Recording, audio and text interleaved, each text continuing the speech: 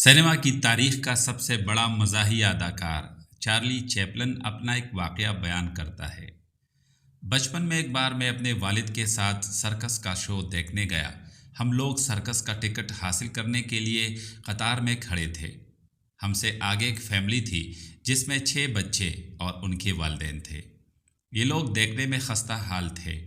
उनके बदन पर पुराने मगर साफ सुथरे कपड़े थे। बच्चे बहुत खुश थे और सर्कस के बारे में बातें कर रहे थे।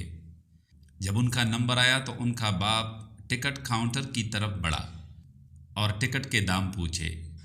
जब टिकट बेचने वाले ने उसे टिकट के दाम बताए तो वो हकलाते हुए पीछे को मुड़ा और अपनी बीवी के कान में कुछ कहा। उसके चेहरे से इज़्तिराब अयां था।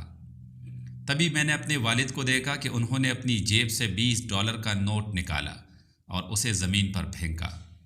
फिर झुककर उसे उठाया और उस शख्स के कंधे पर हाथ रखते हुए कहा, जनाब आपके पैसे गिर गए हैं, ले ले। अश्कालूद आंखों से उस शख्स ने मेरे वालिद को देखा और कहा, शुक्रिया मोहतरम।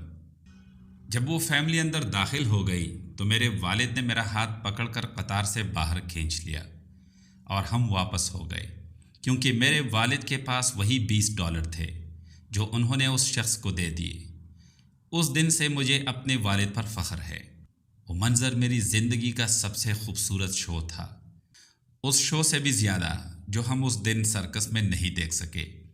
और तभी से मेरा ये मानना है कि तरबियत का ताल्लुक़ अमली नमूने से है, महज किताबी नज़रियात से नहीं।